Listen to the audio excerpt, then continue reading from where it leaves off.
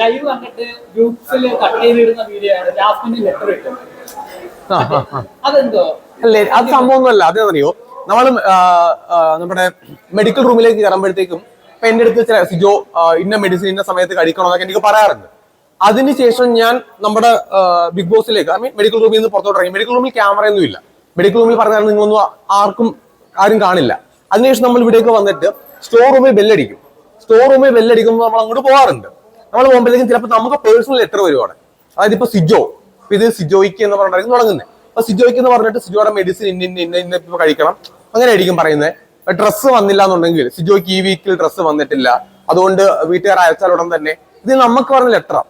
ഇത് നമ്മൾ ചില ലെറ്റർ കോമൺ ആയിട്ട് വരുന്നതാണ്. അപ്പൊ സ്റ്റോർ റൂമിൽ കയറുന്ന ആൾക്കാർ ഈ ലെറ്റർ കോമൺ ആയിട്ട് വായിക്കണം.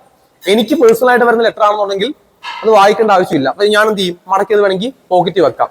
ചില ആൾക്കാർ ചില ലെറ്റർ മടക്കി പോക്കറ്റ് വെക്കാറുണ്ട്.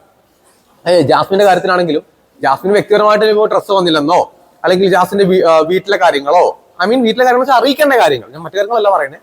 ഇപ്പൊ നമ്മുടെ നന്ദന ക്യാപ്റ്റൻ ആയ സമയത്ത് നന്ദനയ്ക്ക് ഏറ്റവും ആദ്യം നന്ദന ക്യാപ്റ്റൻ എന്ന് പറഞ്ഞിട്ടൊരു ലെറ്റർ വന്നു. നന്ദന ആ ലെറ്റർ മടക്കിയിട്ട് സൂക്ഷിച്ചു വെച്ചു, കാരണം ഒരു ഓർമ്മയ്ക്ക് വേണ്ടിയിട്ട്. അപ്പോൾ ജാസ്മിന്റെ ആ ലെറ്റർ അവർക്ക് പേഴ്സണലി കൊടുത്ത ലെറ്റർ ആണെന്നാണ് ഞാൻ വിശ്വസിക്കുന്നത്. ഞാൻ ആ ലെറ്ററിന്റെ ആശയം എനിക്ക് അറിയില്ല.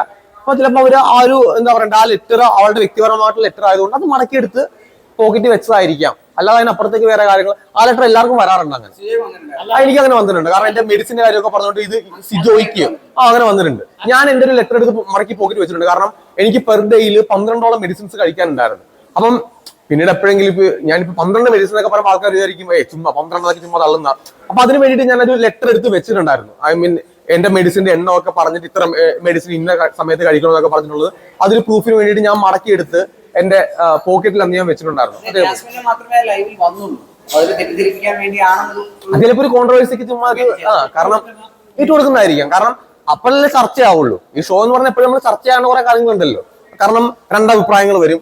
അതൊരു അങ്ങനെയാണ്. അല്ലാതെ ഒരു ജാസ്മിന് വേണ്ടിയിട്ട് ലെറ്റർ എഴുതി ഇങ്ങനെ ചെയ്യൂന്ന് പറഞ്ഞ് കൊടുക്കും, അങ്ങനെ സംഭവമില്ല. അങ്ങനൊന്നല്ല. അത് അവര് അങ്ങനൊന്നല്ല. ജാസ്മിന്റെ വാപ്പായത്തിൽ ലെറ്റർ ഒന്നുമല്ല. അങ്ങനൊന്നുമല്ല. അങ്ങനൊന്നുമല്ല. അത് അവിടുന്ന് കൊടുക്കുന്ന ലെറ്ററാ. നമ്മുടെ ബിഗ് ബോസിന്റെ ഭാഗത്ത് നിന്ന് അവരുടെ നമ്മുടെ ഡെയിലി ആക്ടിവിറ്റി ആയിട്ട് ലെറ്റർ ആക്കി കൊടുക്കും. അതിനകത്ത്